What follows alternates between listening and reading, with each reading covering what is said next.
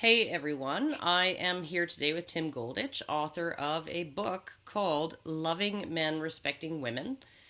And an excerpt from that book is one of the most impactful things I ever stumbled across, when I was beginning to investigate men's issues. I'm going to link the post at NCFM in the low bar, and I would advise any of you who haven't read it to go ahead and do that. But what's always struck me about Tim is that he has a very measured, thoughtful, and bipartisan approach to gender issues. And I'm not saying bipartisan in terms of giving the feminist narrative the benefit of the doubt or attempting to compromise and meet them in some illusory, mythical middle ground, but bipartisan in terms of men and women. His approach is pragmatic rather than moralistic, empathetic rather than hostile. His approach, while critical of society's narratives about gender, accepts the reality of men and women, love and respect, and the bargain men and women have agreed to as an is. Every time I speak with him, I feel like he's not interested in should unless and until the is properly defined and understood, so that what might be can be realistically determined. And I really like that kind of approach to things. And I think, unfortunately, his way of doing things, which attempts to empathize with both men and women, it's kind of languishing in today's polarized environment of identity politics and hostility, gender warfare. Is he too soft on women, too hard on men? I don't think so, but I can see how a lot of men's activists might, simply because the entire culture is too soft on women and too hard on men. Is he too hard on women and too soft, conciliatory, and pandering toward men? I'm willing to bet that if feminists didn't have bigger fish to fry, like meanies, like Paul Elam and the like, they'd be calling for Tim Goldich's head. But in my opinion, when the gender battlefield is completely soaked with enough blood and what's left of the armies are eager to parlay with each other, it's going to be people like Tim who might actually be able to carry us all forward to a more deep and meaningful understanding of each other. So in that sense, he's not a warrior. He's more of a peacemaker who's arrived before his time. And now that I've totally spurged out and splooged all over him, welcome to my channel, Tim Goldich. So. Thank you, Karen. Oh, Wonderful yeah. to be here. Oh, no. Well, thank you for coming on. And I've been meaning to actually, because we'd had a lengthy email exchange, and I've been sort of wanting to pick it up at some point, but at the same time, I don't want to touch it. Because, it's one of these are the conversations in terms of, like, what could be done, right? That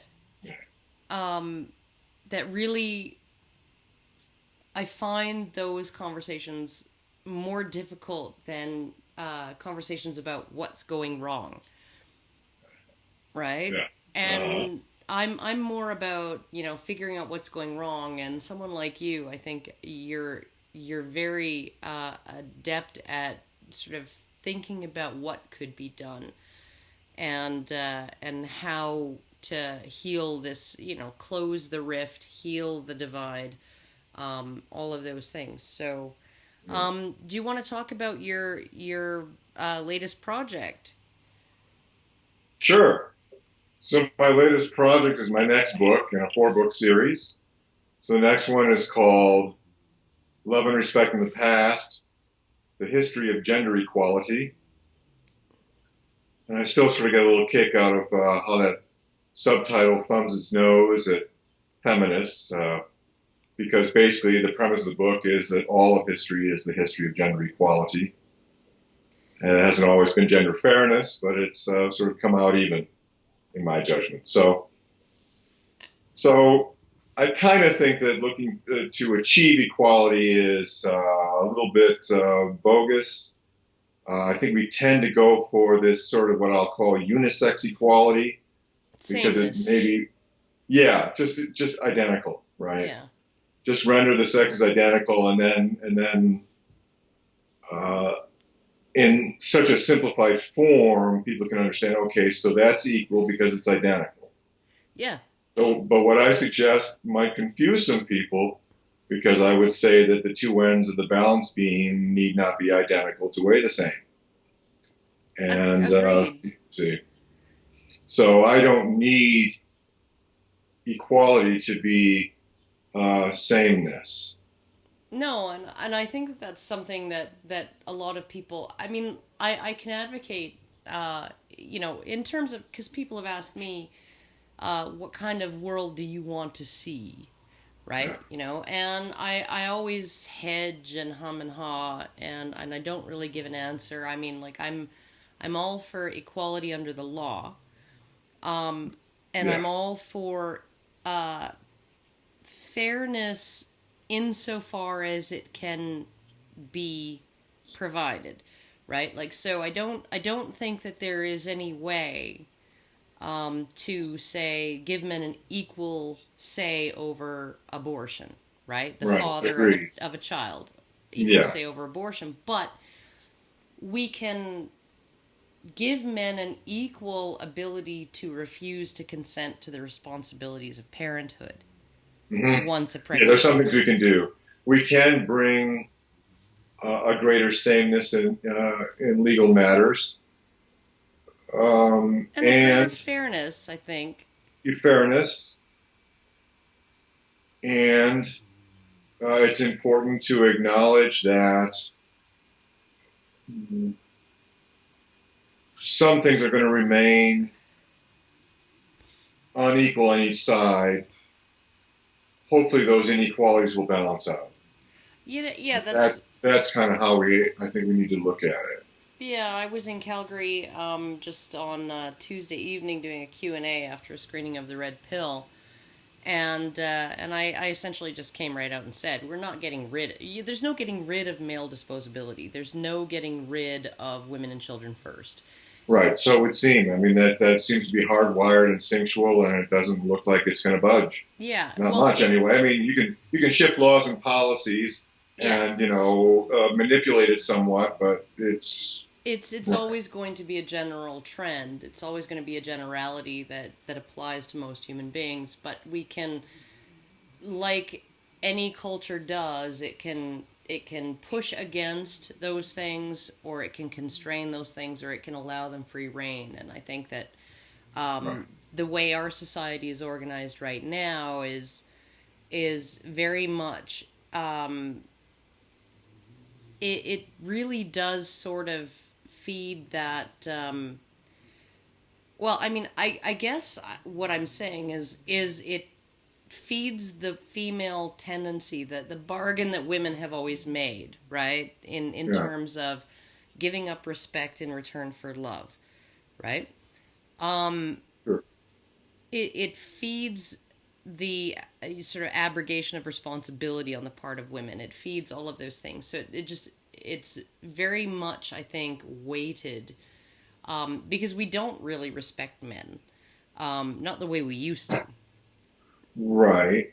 We still look to men to solve the problems and be ultimately responsible. Yeah, responsible, accountable, and, well, that just means to blame, right? Well, I make a distinction between accountability and blame. Blame carries a judgment that accountability doesn't necessarily carry, although in the basic human realm, I suppose there's not much distinction between accountability and blame, but I would draw a distinction between the two. I would say that when we give women the types of power that men have historically had, Yes. political power, economic power, and all of those things, and it's I'm gonna borrow from Jordan Peterson and say I'm not necessarily complaining about the women themselves, Huh. right? But it is this the cultural attitude that women are they are allowed to wield this type of power, this level of power, without accountability, Right. right? And Right. because to hold them accountable is to be misogynist. Yes, yes, I know. That's one of the great ironies of feminism that defines holding women accountable as misogynist, which is almost like saying if you respect women enough to hold them accountable, if you think of women as autonomous adults responsible for their effect in the world, you're being misogynist. Well, and what I find really interesting too is that I would say probably 100 years ago, women were held more accountable than they are today in a lot of Interesting. ways. Yeah. Right? I mean, they had a greater burden of responsibility. They were not allowed to weasel out of their contracts the way they are now. There was no such thing as no fault divorce and I'm just going to leave my husband and take the kids because he doesn't satisfy me anymore. Right? I'm not 100% content. Right? There was none of that bullshit going on back then. Women were actually held to their decisions in ways back then and their choices, their actions in ways that there were social stigmas attached to women who violated what society expected of them. A kind of female code. Yes, Yes, absolutely.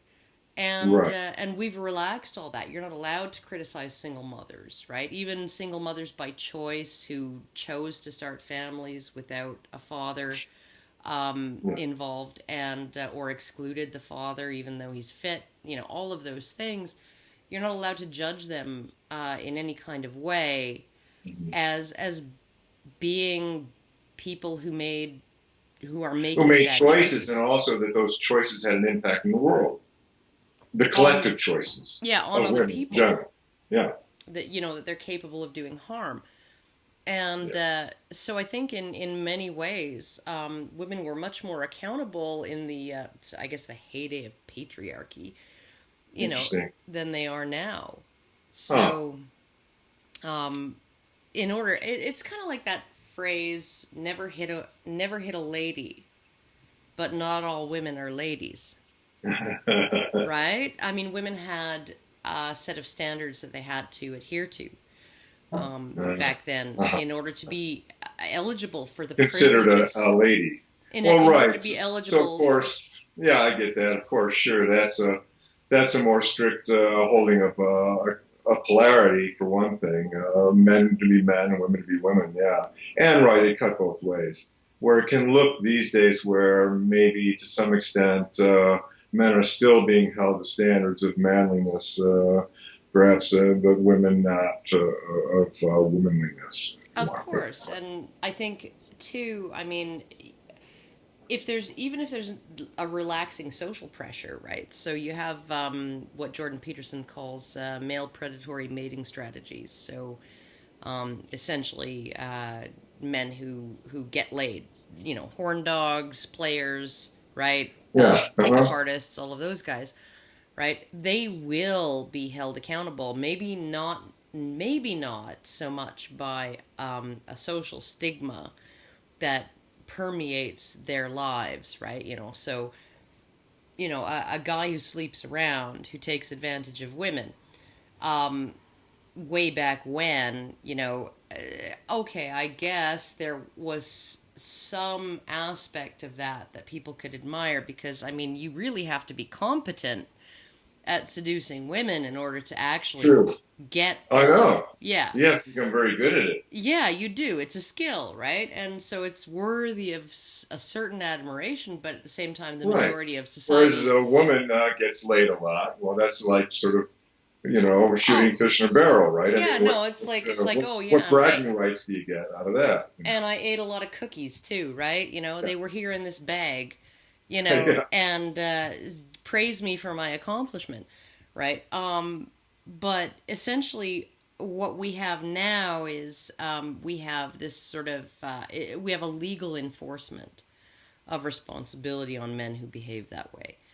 Right. And it's not quite as extreme as the seduction laws were back in the 50s and 60s, right? That were a modification of rape laws. That essentially a man who had sex with a virtuous unmarried woman was automatically considered a rapist, and he could get out of that if he married her. So that's like the shotgun wedding thing, right? Right, the irony totally lost on all, of course. On He's a everybody. rapist unless he marries her. Yeah, the only fucking person being forced, and all these feminists saying women were forced to marry their rapists, right? When the rape charge was only brought to coerce the man to marry her, right? Yeah. And it's like, he's the only one actually being forced to do anything. Right. And, but you have this situation now where, even these very young boys and men, some of them preyed on by older women, adult women, are being held accountable for child support. And, even if they're rapists, I put that in quotes because it's not always what people consider that to be, even if they're rapists, spends time in prison for it. They end up being dinged for child support, and then on top of that, it doesn't get them any parental rights. Right. They have to seek that in court against the mother's objection, and she usually has, because she's the custodial parent, she has legal aid, and he doesn't, and it's just, the entire thing is just very, very. So it's a mess, right. So it's a mess. So, as you say, I'm more focused on solutions. So what do we do about all this mess? And even though it may seem like there is no solution, I kind of think there is. I think there's even a strategy that the men's rights movement could use that would work, but only if they were unified around it, which is, not very likely you're going to find unity. Oh, the men's rights movement is like herding cats. How about it?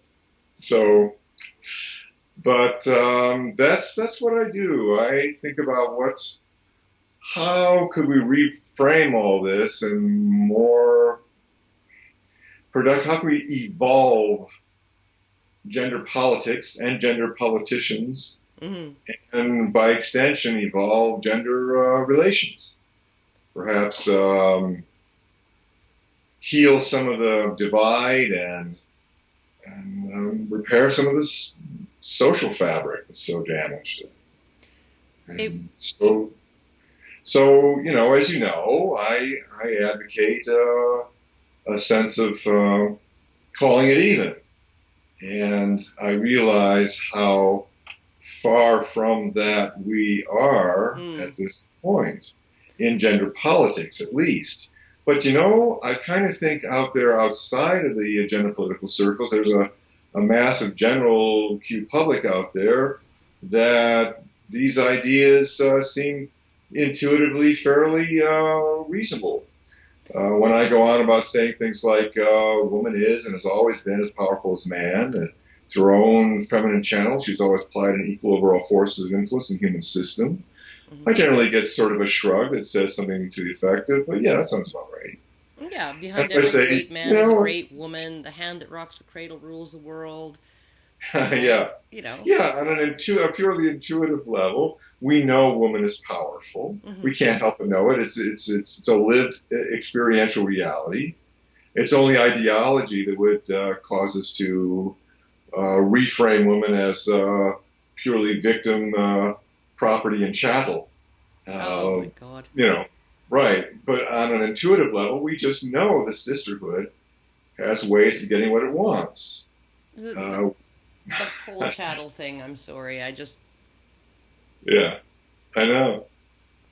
He could treat his wife like a broken hammer and just take her to the dump and leave her there, or throw her in amongst the firewood and burn her, anytime he wanted, because she was his chattel, she was his movable property. Like, what the?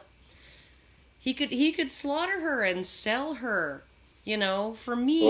Oh boy. Oh my God! Like, really? My God, yeah. I've recently just been reading up about Muhammad because I've tried to, my next book is about the history of gender, and so I'm looking at all these various things, and I just discovered that you can make a strong case that the Prophet Muhammad was a 6th century Phil Donahue. He was totally into women's rights, and he was He was clearly dominated by a woman 15 years his senior, who was very successful when he was still poor, who clearly had an enormous influence on his thinking. Mm-hmm. And he was prepared to,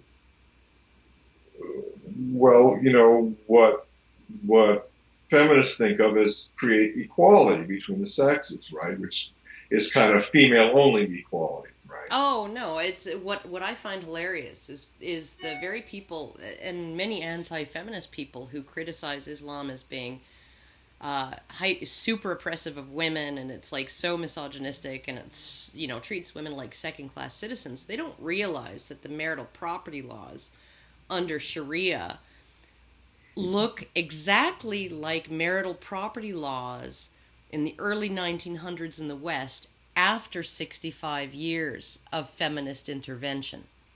Uh, Yeah. right. Yeah. Yeah, very interesting. Very interesting. Yeah, yeah. There was a backlash after Muhammad. He tried to move things, in my judgment, rather outrageously in favor of women, and there was a backlash. But very interesting, though, and this is just true of so many very powerful men. They they form a deep dependency upon the women in their lives. Very Well, often, the woman in a man's life is, especially this very successful kind of male, this very alpha kind of male. She is very apt to be the only person in his life that he can fully trust, because she's the only person in his life who really truly profits when he profits and benefits when he benefits, and is really truly fully in his corner.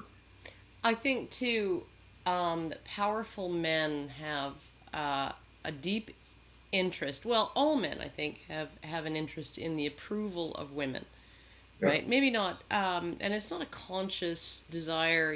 Like when Obama was signing the Lilly Ledbetter Act, and he looked exactly like that male sea lion surrounded by the adoring females of his harem, right? Yeah.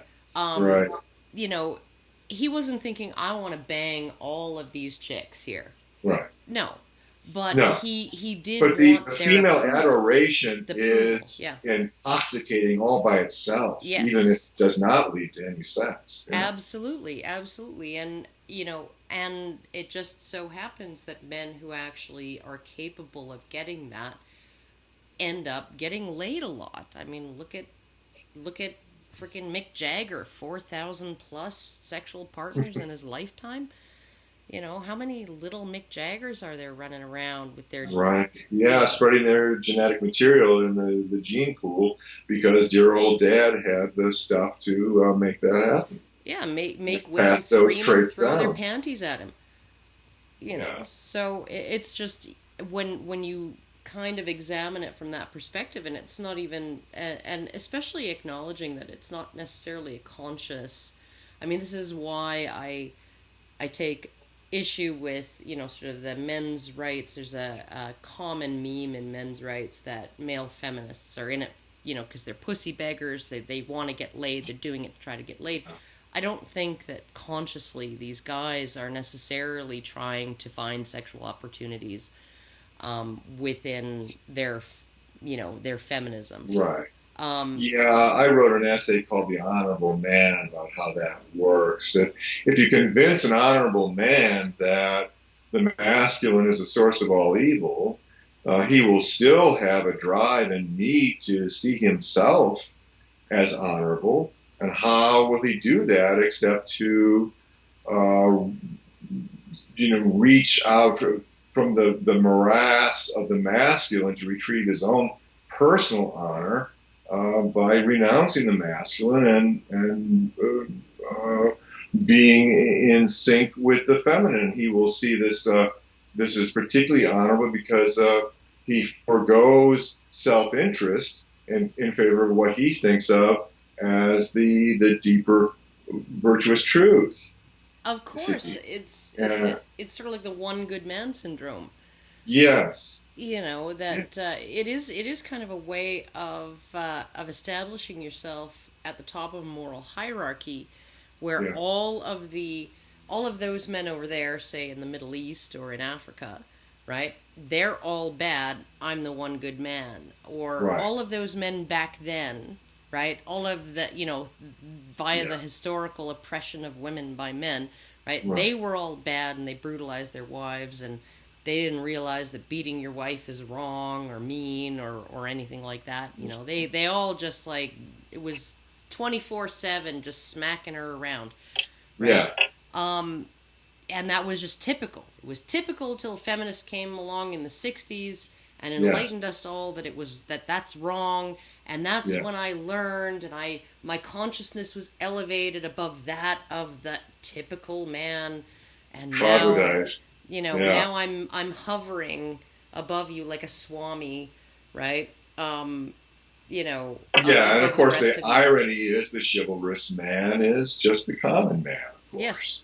Of course. I mean, like, essentially, when you look at all of the social experiments where they, show a man and a woman having a conflict in public, and the man gets even a little menacing toward her, right? And you have all of these other men. The entire social environment goes after him, right? Oh, yeah. He doesn't stand a chance. Yeah, and then you see a woman, like, she's throwing her boyfriend into a plate glass window, right, hard enough to almost put him through it, yelling, "Why were you texting her? Why were you texting her?" And she's pulling his hair, and everybody's just like watching and laughing.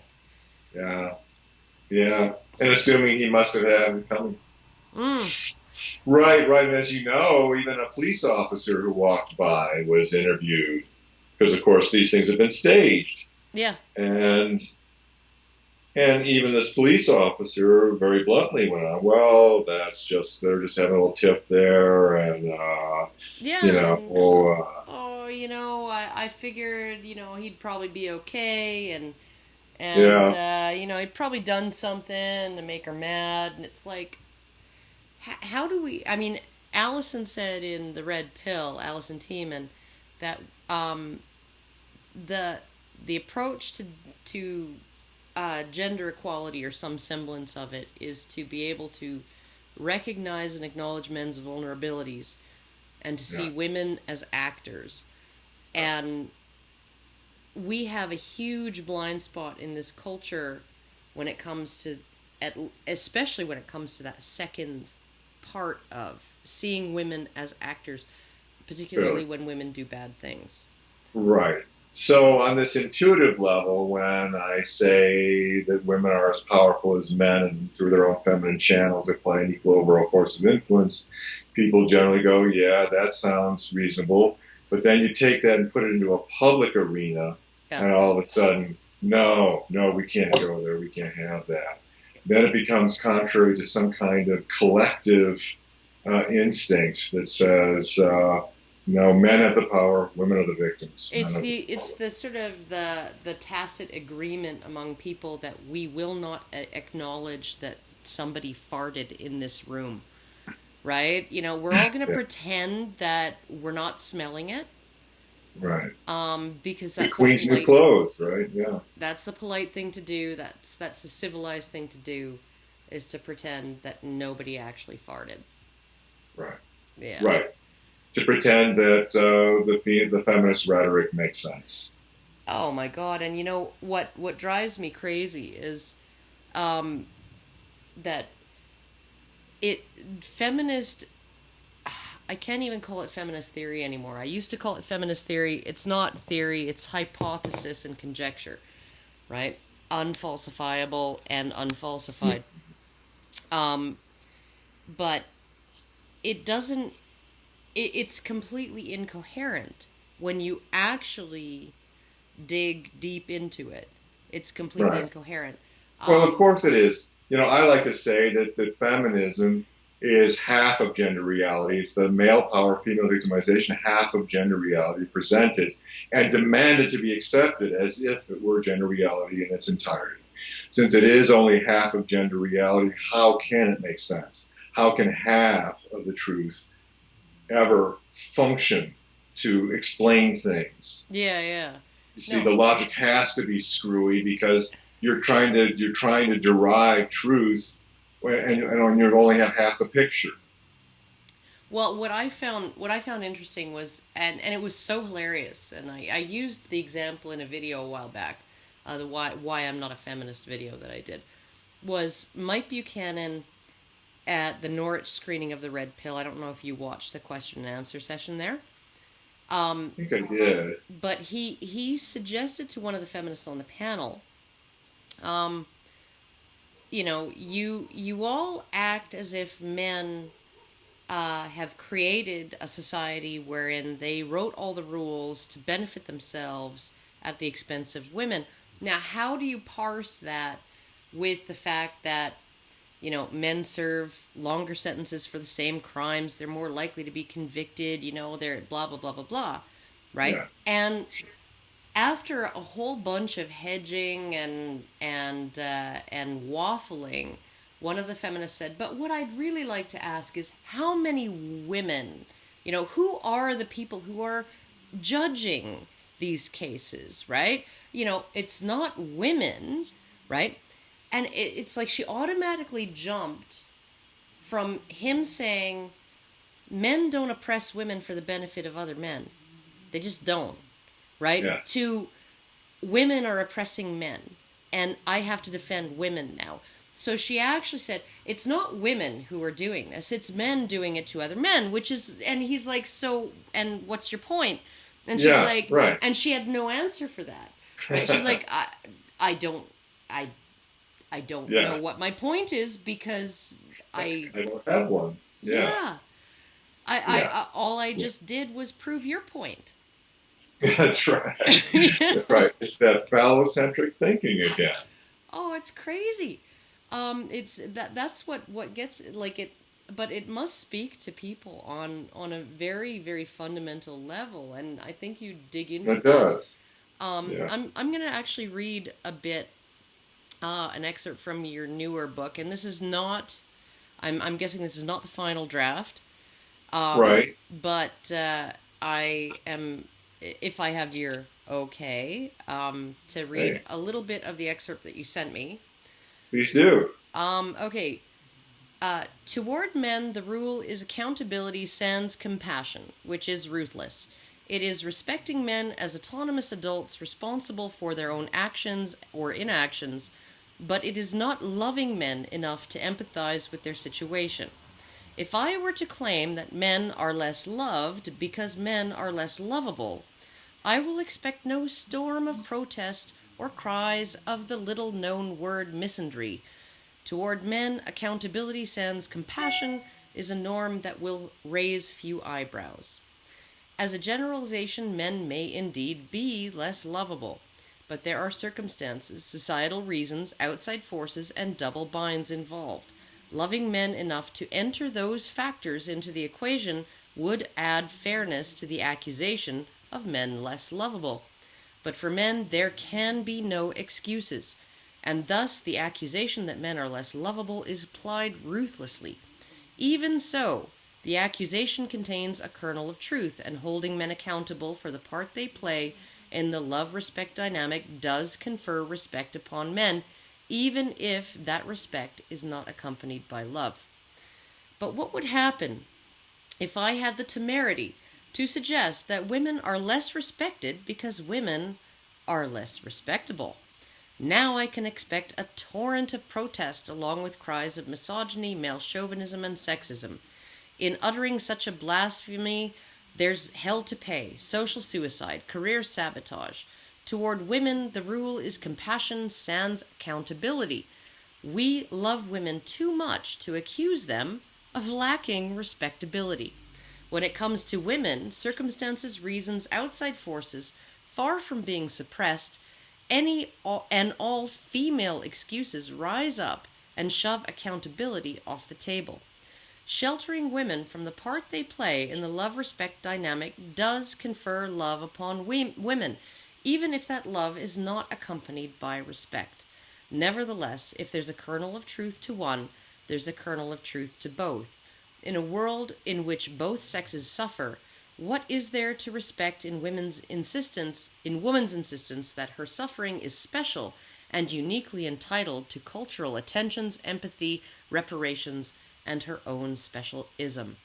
How ironic that under feminism, respecting women enough to hold them accountable as empowered, autonomous adults and equal partners in the human system will be reframed as misogyny. What primarily stands in the way of respecting women? The sisterhood itself, of course. But this should come as no surprise.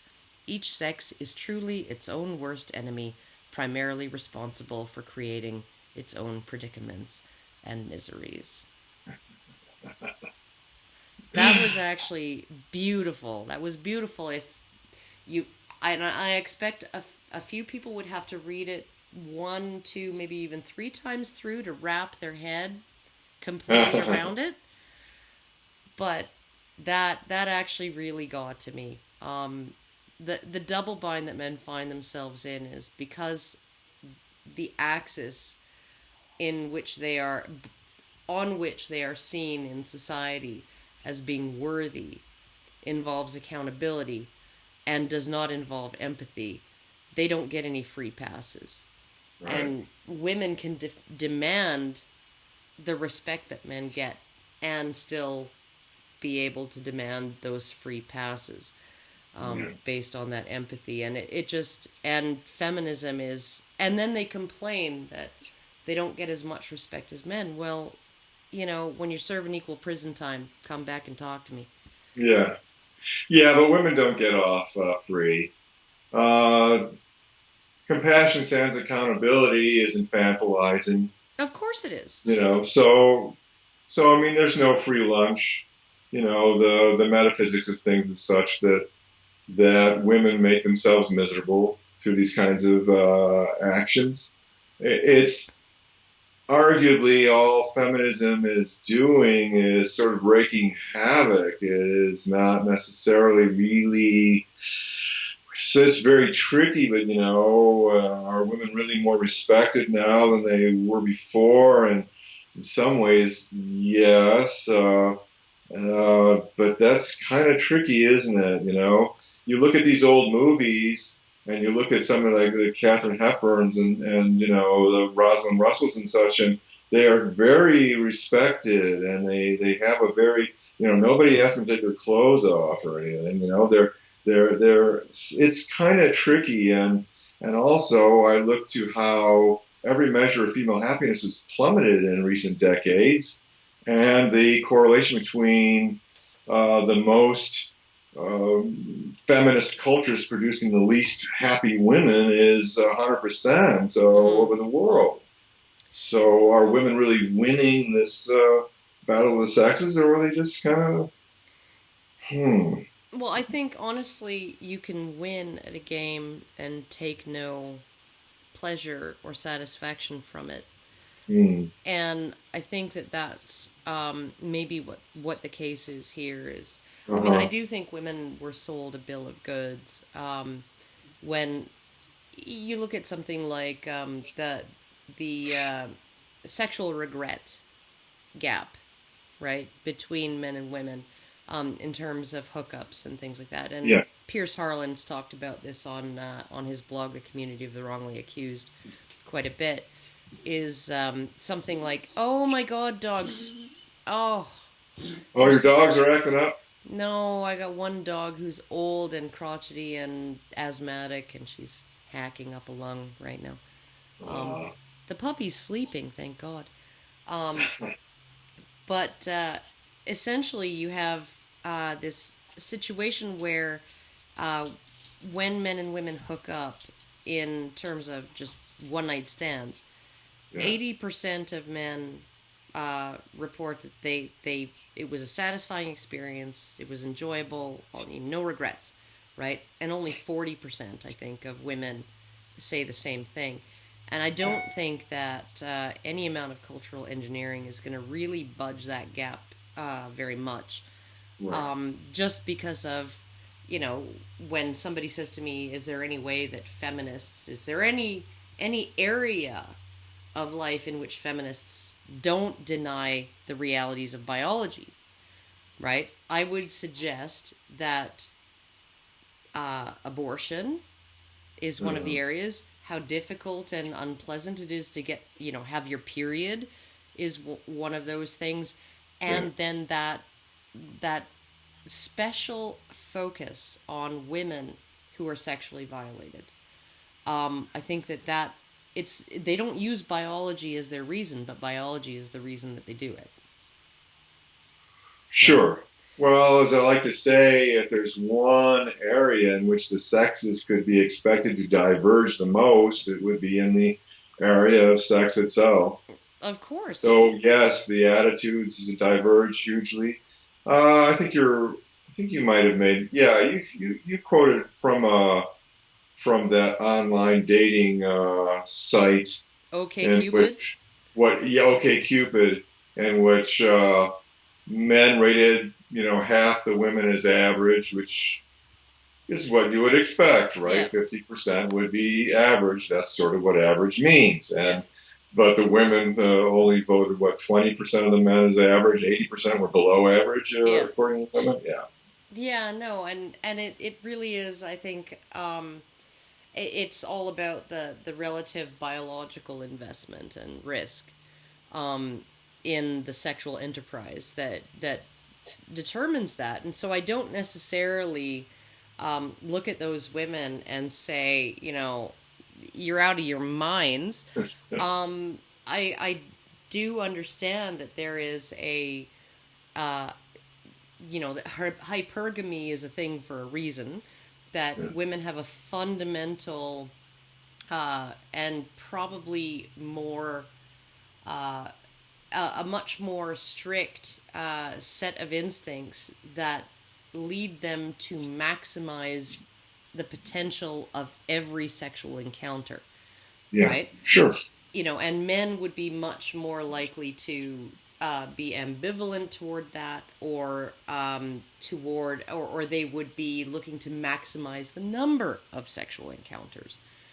Right? So, they would not necessarily, they do have their sexual preferences, but you even look at hookups. You look at marriage, hypergamy is a thing, but you look at hookups, and it's actually even more stark than it is in terms of marriage when it comes to the shallower aspects of masculine attractiveness, right? Of what makes a man attractive. So the things that you can see immediately, so you don't have access to his banking information. You don't have access to his income documents. You don't know exactly, what his family history is or whatever, but you're just looking for a lay as a woman, right? And he's got a great body. He's got good pecs. He's confident, right? He's athletic. He is charming. Other people seem to it's in his posture. like him, it's in his right? voice. Yeah, and so this is the guy I want because those are the things that I can identify in the moment, on one night's acquaintance as being, setting him above the other men, right? Right. And so essentially it's much less extreme in the marriage market at this point, I think, in terms of the number of men who are the percentage of men who are able to secure long-term marriage partners, spouses, right? Than it is in the hookup market. The hookup market is dominated by those top 20% of men. That's right, and of course that makes sense. But because those men will mate down. Well, that's right, and the top 20% of men can very easily and very happily sexually satisfy 80% of women, and but of course they can't marry all these women. They can only they can't support them. They can't have deep, meaningful relationships with them, but they can certainly give them a good time for one night. And so I think the sexual revolution, and I think a lot of men embraced it. They were like, oh, the sexual revolution, this is going to be great because all of us men are going to be getting all of this sex that we were denied. Did you ever read a book called Sex in America? No, I haven't. You can pretty much sum the whole thing up as ain't much sex in America. That should be the subtitle, really, of the book. Well, the sex in America that's happening, the stuff that's going on in the kind of casual sex community, it's all going on between, sort of the top 20% of men and 80% of women. Right. And it's just like, I mean, like, I could go into a bar at age 46 with this hair, right? And I could whisper some dirt in the ears of 5 men in their 20s and 30s. Yeah. And go home with 2 of them. Right. Just based on that. Yeah. And that's not the reality for men. Absolutely not. And it never will be.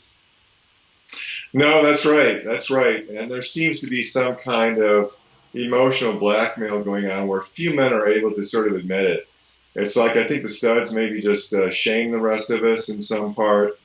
Also, a male can't really express his vulnerabilities or his failures without only making his undesirability all the worse, right? Well, this is really the case. Is actually coming out and saying I can't get laid is announcing I am incompetent. Yeah. Right? And nobody's going to sympathize anyway, and the women don't sympathize, and the women say, "Oh, okay, I got it. You're forget it." When your women worthiness don't want you, got it. I don't either. Yeah. Depends on your competence. Admitting you're incompetent isn't going to help you at all. No. So it's just like the whole thing is, I think it's very, very difficult to broach these kinds of topics because it really does, it doesn't, as Allison said, it doesn't flatter men to talk about these things. It's not flattering to men to talk about the ways in which they're vulnerable. But I think that women really do need to try to develop an understanding of the male experience. And it's not going to be a perfect understanding, I don't think, ever, because we're not men and we don't have to deal with it. Yeah. And even if we were, even if I lived my life as a man, right? Like if I Nora dressed Vincent, as one. you do the Nora Vincent thing. If I dressed as one, okay, and did that for a year and a half, okay, I would still have female hormones. I would still have a female sex drive. I would still have all of those female things. I wouldn't have how did Gavin McInnes put it?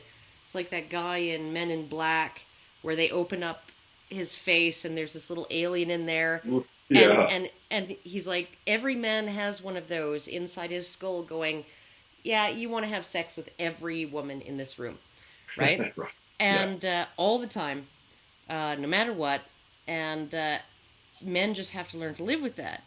And they need to learn how to deal with that. And I'm not every man, I don't think, but in general, it's more of an issue for men than it is for women. So Nora Vincent had a nervous breakdown after a year and a half of doing this a few times a month, going out and living as a man a few times a month for a year and a half. She had a nervous breakdown. She didn't even have to deal with male libido. Yeah. She did have to attempt to get sex as a male, so that was a big eye-opener for her. Oh, she had to attempt to get a date, yes. And she tried, and she was quite chagrined and upset and humbled at how much easier it is, even as a lesbian woman, to get a date. Right. So. Right. She often didn't get anywhere with women until she would reveal that she was a woman. Mm-hmm. And then they were like, "Hey, I'll give that a whirl. Why not?" And at least it immediately got her in the club. God. Like, oh, you're one of us. So okay, well then at least I'll talk to you. At least I'll, let you in the door. Yeah. Yeah. Otherwise, you're just that cheesy guy in the plaid suit who's knocking with a briefcase full of knives or Amway. Right. Door-to-door salesman. Trying desperately to, find someone to sign on the dotted line. It's just, I just when women actually, and I don't necessarily know that women need to sympathize, right, or feel sorry for men, right, and the position that men are in. Well, right. So it's making the distinction between sympathy and empathy, right? Sympathy is condescending. There's a condescending element in that.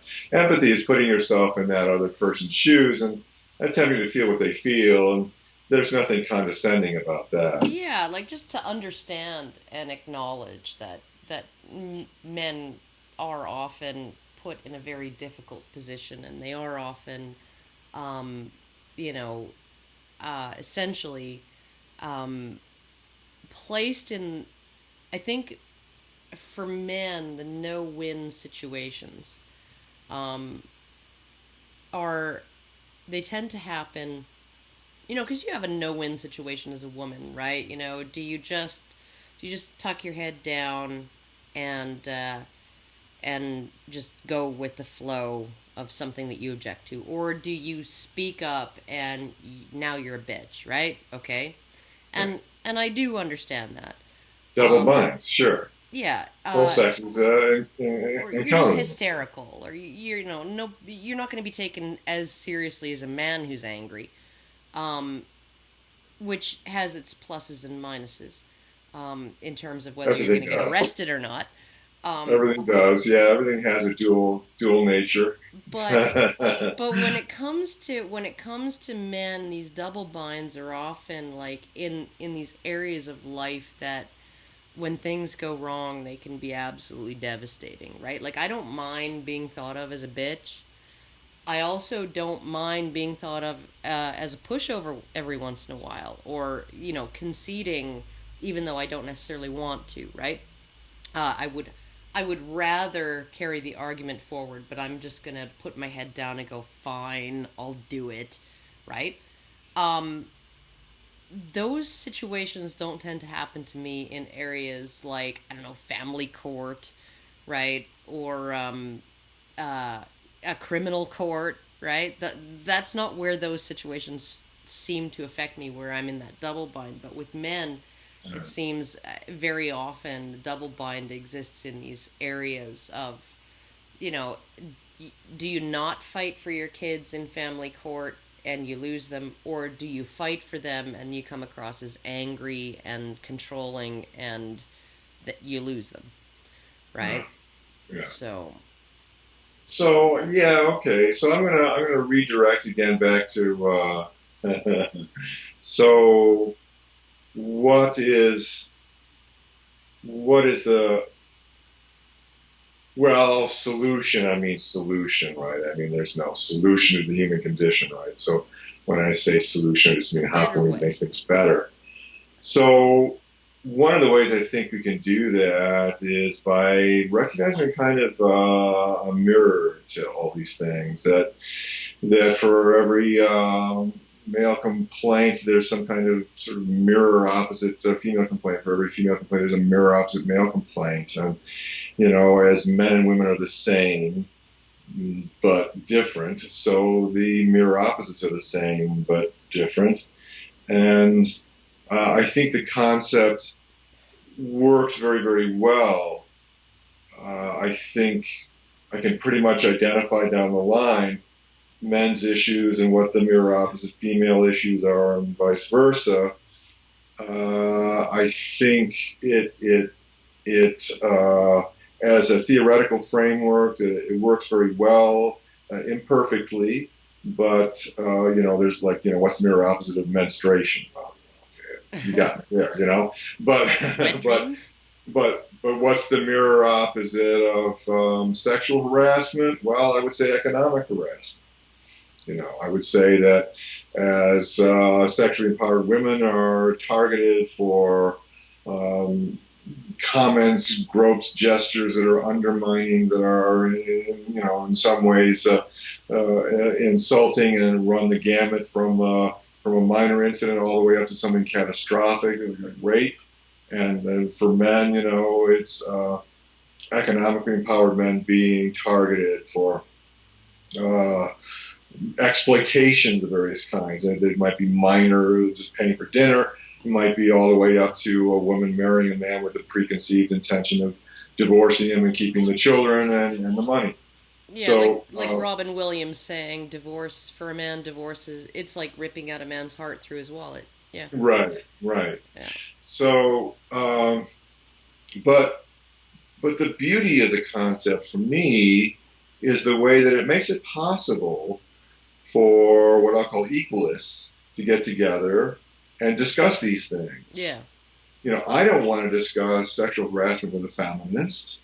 What would be the point? Yeah. From her point of view, sexual harassment stands alone, and there is no parallel, and there is nothing else like it, and it's emblematic of women alone being targeted and victims of all things. But I'd be happy to discuss sexual harassment with an equalist because because I know that she knows that I know that she knows that I know that she knows that there's always this mirror opposite, and that brings a certain humility and a certain give and take to the conversation. And it means that we'll talk about sexual harassment now, and we'll talk about economic harassment later. We'll take turns, Right. And it means that I can be patient now, and she can tell me on it because I really want to know. So, what is this experience?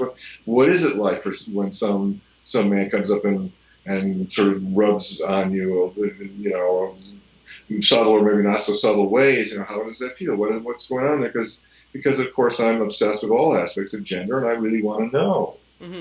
But I only want to hear it from an equalist, not some femalist. Right.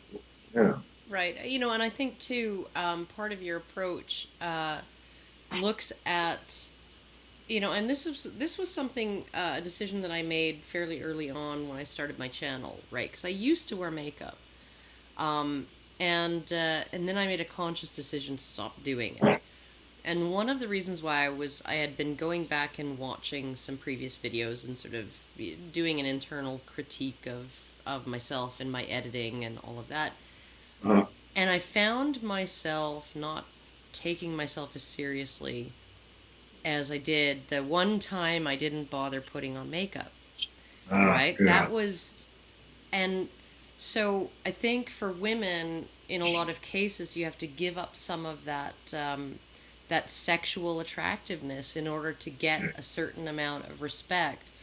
And I don't think that women are, at this point, I don't think that they are very happy with having to make that compromise. But of course, compromise is so built into the human system, though. That's basic reality. And of course, men also have to sacrifice some of their softer aspects in order to. It's like that essay that I sent you. Much of the polarity in gender has been about men sacrificing lovable qualities in order to maximize their respectable qualities, and women, sacrificing respectable qualities in order to maximize their lovable qualities. Only feminism tells them they don't have to sacrifice anything; they can have it all. Yeah, and what I find very interesting is, I think anybody who has half a brain would understand that if I did my videos like this, that nobody, no matter how smart I was, nobody would take me as seriously as they do. But which isn't fair, and it's not logical, but it's what is. It just really is, and I think because I'm not, because when I do that, I'm drawing attention to something that isn't my intellect, right? And I'm saying, hey, look at my boobs. Don't listen to what I'm saying. Yeah. Right? And so I think when and the whole idea, and feminists would say, well, men should just learn to not objectify women by, when they show their boobs. And it's like, okay, so we're going to, I don't know, subject 10-year-olds to years of re-education to undo hundreds of thousands of years of evolutionary programming now? Like, because that's what it's going to take. Right. So, you have to go in and you have to break that into the genetic code yeah. and change it. I mean, really. Uh, yeah, men are it's flesh lust, and it's basically alien to most women. You know, Women it's really don't attract. Well, a little bit they do, but for the most part, that's not what grabs a woman erotically. Is more like posture and status and the way that the man walks and the the way he clothes that he handles wears. himself, the Yeah. way other men react to him. All these kinds of cues are far more significant than the size of his muscles. Oh, and the way other women react to him too. Right. I found it hilarious, because OkCupid has a lot of good information because they have these algorithms that go and like essentially, um, they do research with their algorithms. So they detect they analyzed the types of pictures for men and women that get the most click throughs, right? Interesting. Uh-huh. And for women, it was women who were, taking the selfie from above and looking directly into the camera, right? Which actually enhances every single neotenized feature of the female face, makes the forehead and eyes look bigger, chin look smaller, all of that. Makes you look shorter, right? Uh-huh. Because Uh-huh. the camera's You're looking looking downward, down, sure, right? right. And all of those things. And for men, what got men the most click-throughs was this. This sort of indifference, sort of Indifference and pose. looking away at something more interesting than you. Yeah. And And presenting a challenge. yeah, And no, and smiles. For men, smiles got the least click-throughs. right, it's out. Yeah. Smiling directly into the camera, forget it. If you're too interested, she's not interested. Right. So much of it Right, because is, he wants that guy that all the other women want, and if all the other women want him, then he's indifferent. yeah, If he can get this one and that or one or he's, that one and that one, no particular one is of any particular interest. or he's looking away, maybe And maybe a not hotter babe over indifferently, there. maybe quite intently at some other chick, Uh-huh. right? So it just that it's amazing, and so many of these patterns can actually be seen in lower primates and in other mammals and even in guppies and like birds. Yeah. In terms of female attention, they did an experiment with peregrine falcons where they had a male and a female. They were trying to convince them to mate, right? And the female was having none of it. She was just like completely rejecting this male.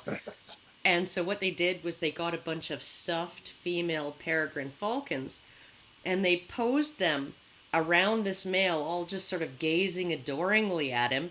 And then all of a sudden this female starts making overtures toward the male because five He's female getting babe peregrine attention. falcons can't be wrong, right? I didn't hear about that one. That's great. Yeah, That was a new one for me.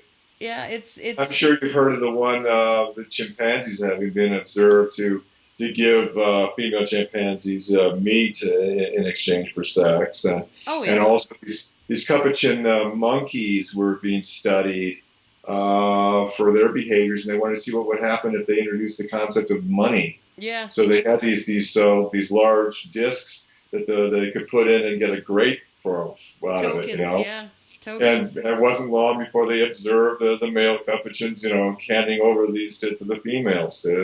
Yeah, in exchange for sex, and it's like, okay, so the very first thing that happened when capuchin monkeys discovered money was prostitution, right? Yeah. Is it any wonder World's oldest profession and predates humanity itself. So I just, when you look at these things, I think part of why I like you, and part of why I like Steven Pinker, and why I like Jordan Peterson, and why I like Gad Saad, and a whole bunch of other people is, once you actually accept that we're different on an innate level, right? Sure. and that there's only so much bend to what we are, right? There's only Yes, and there's a lot of mystery there. I think the nature-nurture debate remains well, I think astonishingly deep, and there are still some wonderful questions about the synergistic relationship between nature and nurture, and what usurps the other under what circumstances, and many things that are yeah, very, very interesting about it of still. course. And I think also, like I had some feminist. His name, I forget what university he teaches at, but he's a professor of physics. His name's Philip Moriarty, Professor Moriarty. Professor Moriarty. Yeah. But he actually essentially conveyed to me that unless and until I could put an actual percentage, an actual solid figure on how much is nature and how much is nurture, he would have to assume that it's all nurture and that none of it is nature. And I'm thinking to myself, even if I could do that for Western culture, right, for Canadian culture or American culture or British culture, right, not all cultures are the same, right? Some cultures are much more restrictive than other cultures, and so nurture might actually have a greater share of what shapes people in cultures that are more restrictive than in cultures where, lots of things are very relaxed, right? So we have very few social constraints here in the West in terms of behaviors that don't actively, directly harm individuals in real time. Right, but So there's a much wider latitude of behaviors that are acceptable. acceptable in our culture, and so therefore, in our culture, maybe it's 80% nature and 20% culture. But in Islamic culture, maybe it's 60% nature and 40% culture that shapes people's behaviors and attitudes and aptitudes, right? Because their culture is much more restrictive. So, Could be. so how can you make a blanket statement for the entire global community, right? And it Well, might you even can't. it But might this even is change why from generation to information generation. around, this is one of the main reasons why it's so difficult to determine the nature-nurture debate, is because the bias surrounding it is so ferocious. There's the one camp that absolutely, I'll call it the Venus and Mars camp, for whom it's absolutely essential that men and women be utterly different from each other. And then there's the other camp on the other side for whom it's absolutely essential that men and women be the same, identical, aside from the enculturation, right? Yeah. And because these two camps are so entrenched and so emotionally invested, information that comes from them can't be trusted. Oh, of You see, course. the bias is just too thick. No, and this is why I really liked Harold Aya's Hierarchies. You must have seen that. It's a Norwegian documentary. It's called Brainwash. Oh, And it had 7 parts, and one of them was the gender equality paradox, right. right? And it was aired on Yes. Norwegian national TV. But almost everybody who was essentially saying, yeah, these social constructionists are full of bullshit, they weren't saying that culture and socialization plays no role at all. They were saying that we're not born blank slates, that culture can only do so much to bend us in one direction or allow us to bend in the direction we already want to go. And Noel Plum 99, he's a YouTuber. He used the analogy of having a car that the steering wheel pulls to the right. And yes, you can drive in a straight line, but you have to realize that if you want to drive in a straight line, you have to apply some resistance to that natural tendency of the car to pull, right? Right. And that doesn't mean that the car is not pulling to the right. Just because you got from A to B in a straight line doesn't mean that the car doesn't do that. Right. And so I think, honestly, and he also brought up the issue of how much more complicated nature versus nurture might be than even we think, in terms of when you look at chimpanzees and how female chimpanzees rear their young, how they interact with their young, depending on whether their young are male or female, they treat their offspring differently, right? And is that a product of culture, or is there an instinctive portion? Or do the baby female chimpanzees demand to be treated and interacted with differently than the males? That's right. That's another factor, of course. Little boys might just demand to be played with in a certain way. And have parents evolved a natural tendency, even if it's based on social norms for the last 100,000 years,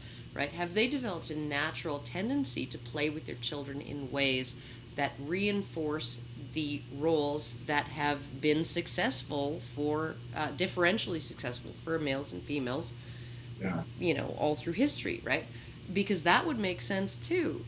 If those roles are so beneficial through history to males and females in terms of passing on your genes, then as a parent of potential grandchildren, okay, you would want to ensure that your children, so the traits that you inherited in terms of how you would interact with your children, would reinforce those things, right? And so because you want those children to be successful. That's right. So I mean, the whole thing is just this huge, convoluted, gnarly, knotted, yarny mess. Yeah. And there, I don't think there's any way to extricate it. But what I like about people who take an approach via evolutionary psychology is that there seems to be much less moral judgment in it. There seems to be much less, this is good, this is evil. Yeah. Right? And there seems to be much more of a, this is just what is. Right. Well, yes, I think it's a bit absurd. In some circles, it seems to be the assumption that the gender system has been the source of all evil. Yeah. I think they're not just taking into consideration that 80-90% of it's just the human condition. Well, I don't think they're taking into consideration that, when they flip a light switch, the lights come on. When they turn a tap, there's water that comes out, right? And it's safe to drink, right? And all of that stuff, right? The roof so something's working out there. That's all, it's not 100% attributable to the gender system, but the gender system certainly contributed to all of that. Without a doubt. It's efficient. It's efficient, and it's also creates at least some measure of predictability within a world that, pre-science had really no predictability. And it's also, of course, men and women have for millennia, actually for eons, adapted, and so this quandary that men find themselves in, they're going to be at least a little better able to glean the good stuff out of it and deal with the negative than a woman would. And of course, flipping over there, same goes for she who has adapted to her role, right, and can get more of the good stuff out of it and rejects more of the bad. And so overall, the gender system, though it left both sexes with plenty to complain about, basically I think each sex kind of got what it wanted most, and it kind of got a system that that each sex generally, overall benefited from more than suffered. I think you're right. There's a thing called bargaining, and when you're bargaining, sometimes you have to give up some things in order to get some things that you want more. Yeah. And with men and women, I think that it's always been a negotiation in terms of what women want from men and what men want from women.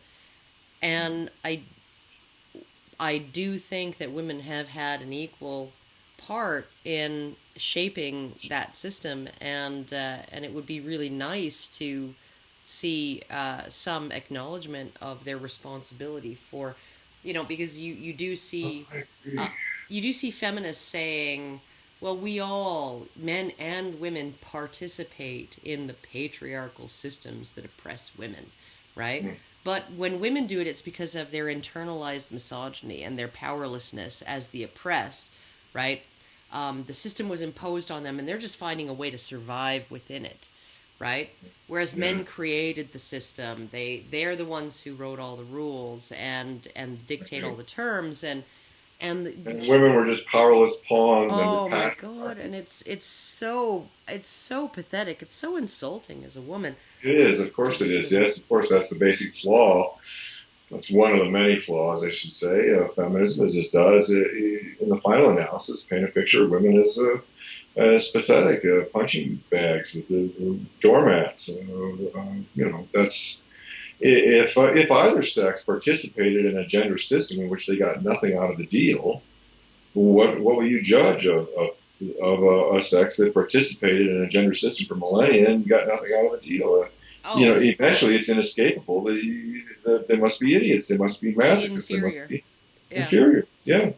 No, and that's really the thing. I brought that up in one of my earlier videos. Is essentially that if you think about all of the, all the entire history of slavery, not slavery in America, but slavery in humanity, within humanity, and you see, cultures, races, classes that were enslaved, and then they rose up and they overthrew their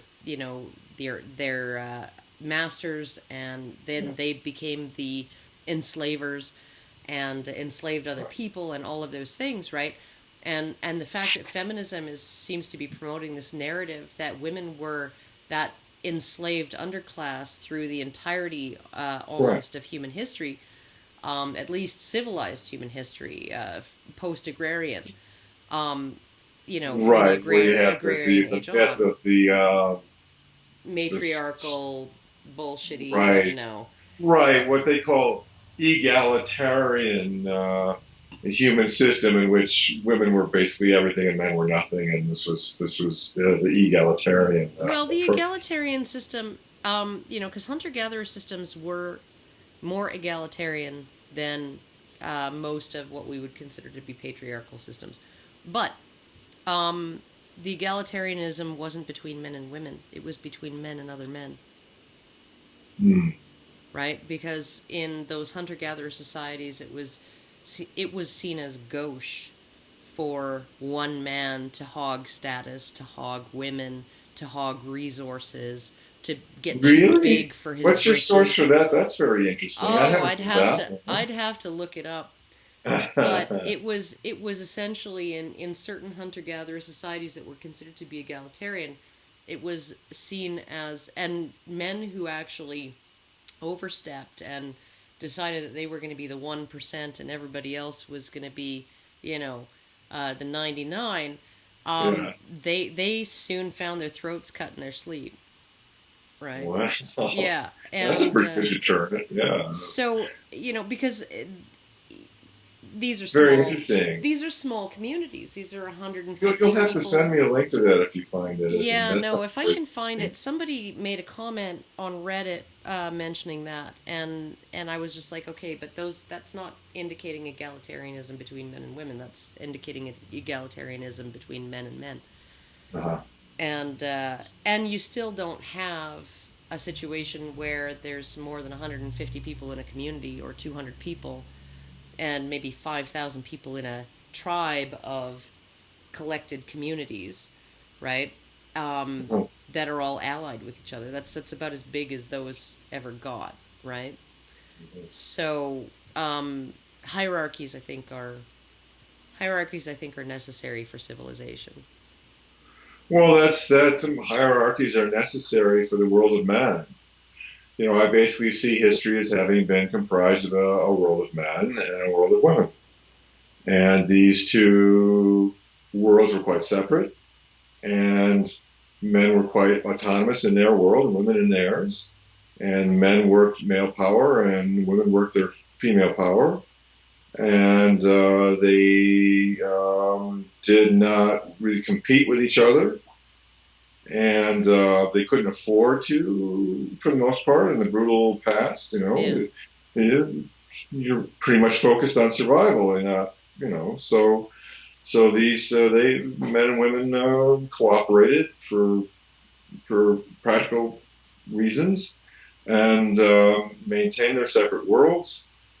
And I mean, the birth was given through the facilitated by help me out, by Midwives? the midwives, and men were shut out. Yeah. That was the world of women, and men didn't go in there, and women didn't go into the world of men much, and that was the divide, and it was practical, and it kind of reduced friction, and it had survival value, and so patriarchy is just the male way of working their masculinity within the world of men. Did you ever read a book of Patricia Pearson of When She Was Bad? She describes women's prisons, but in men's prisons, the hierarchy is well established. It's a clear-cut status hierarchy, just like it is in the military or in the police or in any other male environment, right? And so men are a little more likely to kill each other because one man will step out of the hierarchy. One man will say, "No, I'm not here. I'm up here." Yeah. And then that can create like a situation where murder may take place. Right. But otherwise, they get along pretty well. Well, because as long as the hierarchy stays going, they kind of get along pretty decently. But the female prisons, it's like chaos, and there is none of this hierarchy. And Patricia Pearson goes into great detail about how, in terms of everyday violence, the women's prisons are much more violent.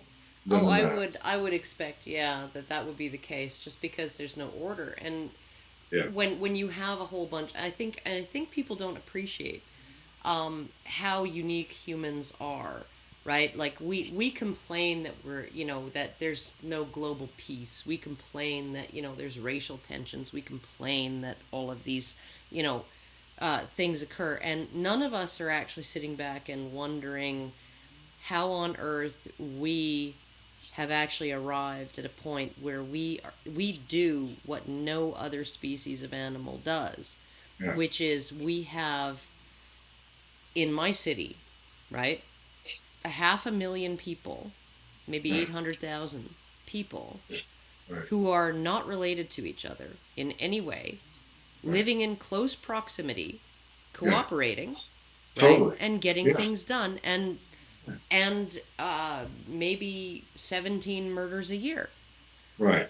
Very harmonious overall. Right. Yeah, and that is not, like, you get chimpanzees, 180 individuals per group, and then the genetic bonds are watered down to the point where they no longer keep the individuals from killing each other.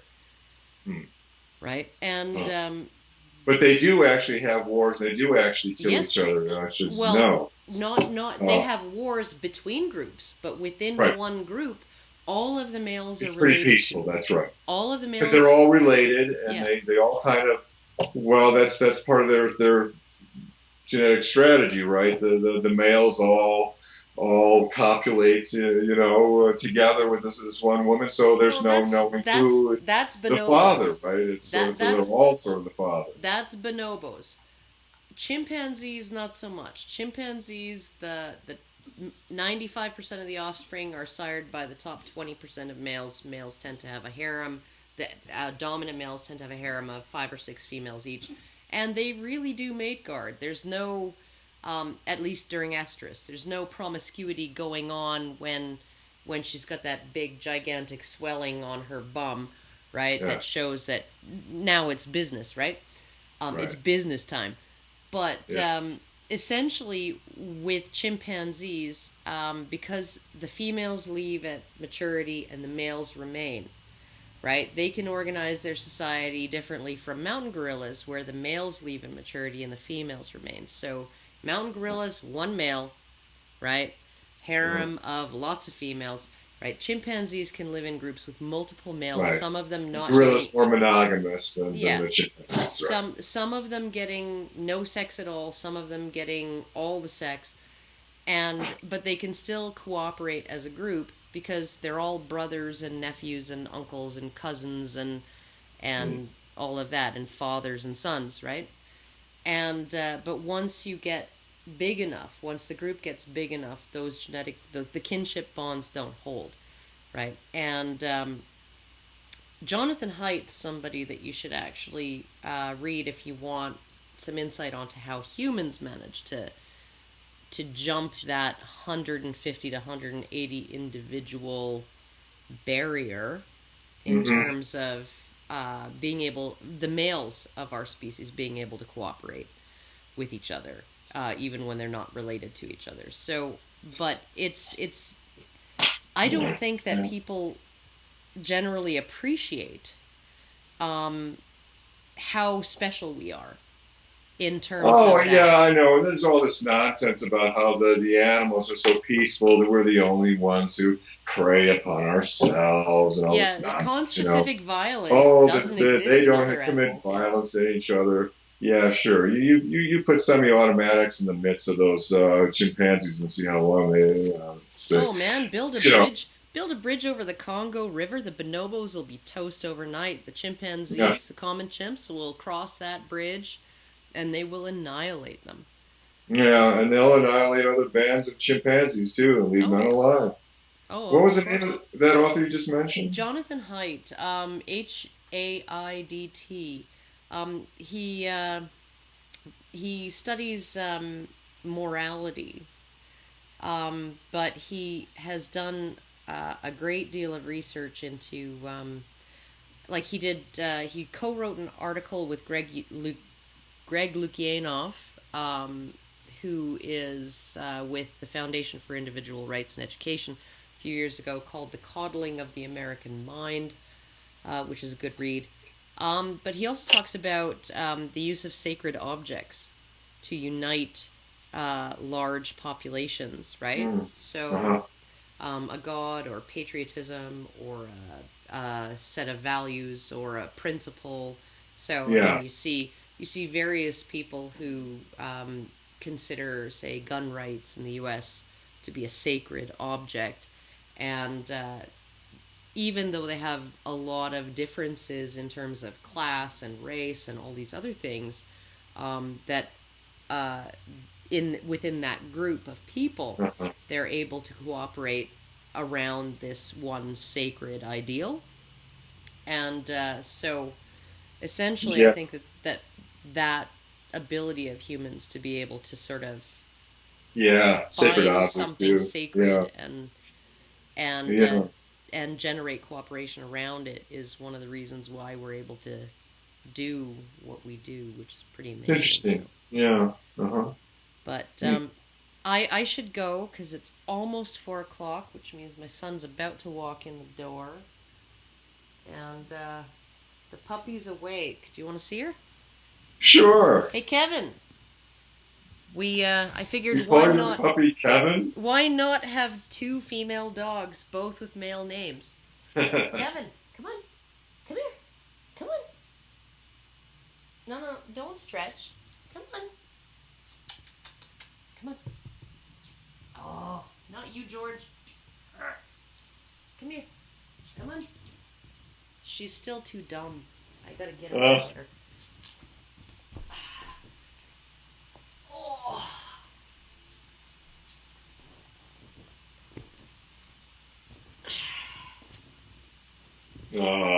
There's my girl. Hey, Kevin. Yeah, that's you.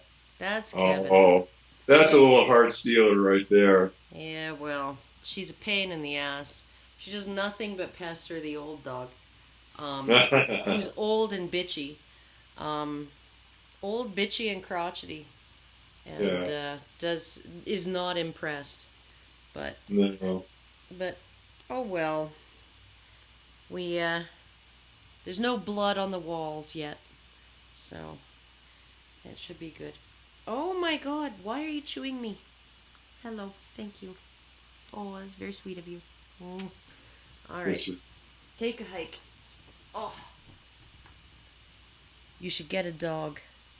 I know it. I know it. You're probably right. I'm a city dweller, though. Big challenge is keeping a dog. Got to walk it all the time. You probably don't have to you walk live in an her. apartment.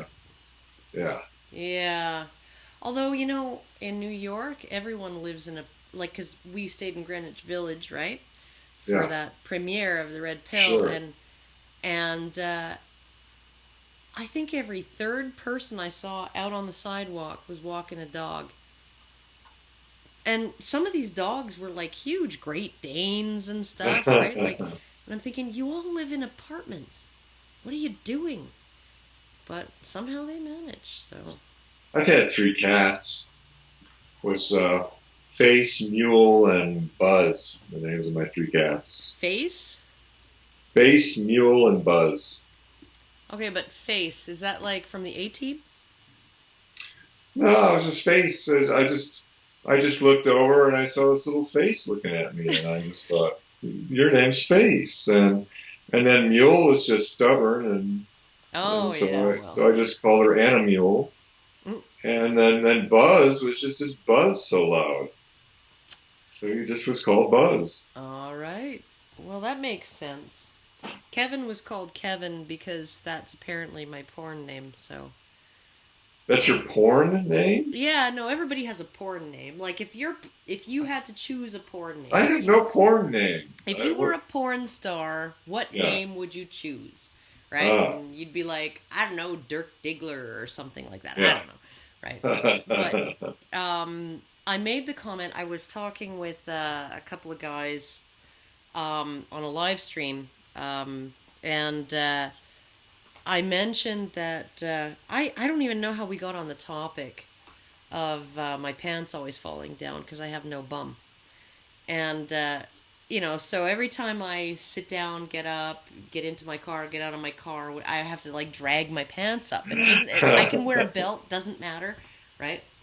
And, because I have no bum. And then I said, my boyfriend even says, your hair's so short and your bum's so small, I could flip you over and call you Kevin. And that's when Kevin became my porn name.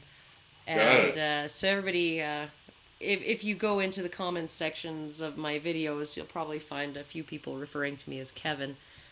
And we just used it as a placeholder.